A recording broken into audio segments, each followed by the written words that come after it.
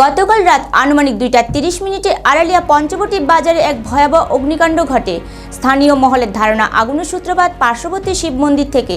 মিষ্টির দোকানে থাকা 4টি গ্যাস সিলিন্ডার ফেটে যাওয়ার কারণে আগুন অতি দ্রুত চারিদিকে ছড়িয়ে পড়ে, ফলে 12টি দোকান সম্পূর্ণ পুড়ে ছাই হয়ে যায়। এই দোকানের আয় থেকে যাদের সংসার চলতো তাদের মাথায় হাত।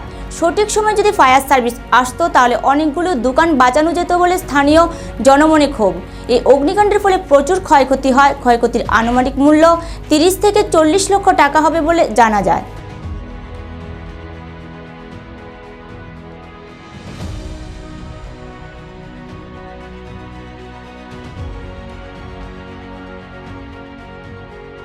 আগুন লাগছে আমি খবর পাইছি 2টা 10-এ। এখানে শুনতেছি পুনে 2টার সময় লাগবে। তখন আমি তাড়াতাড়ি আইছি, আয়ার পাইছি কিতে একটা প্রিয় আর 5 একটা। তখন আমার আগুন লাগতেছে না। হ্যাঁ, তখন আমাদের বাড়ি থেকে ফোন করে কইতেছে তখন তো তোমার দোকানে আগুন লাগতেছে না, তুমি তাড়াতাড়ি আইও।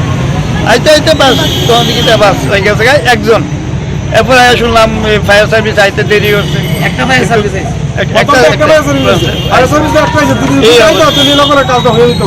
আর একটা লোকে যেই পরিষেবা দিচ্ছে তার কারণে এখান থেকে একটা লোকের পরিষেবা ফায়ার সার্ভিস আর আমরা এই দোকানটি পাচ্ছি না, এই দোকানটি পুরো রাস্তা পরিষেবা খুব ভালো দিচ্ছে। এবং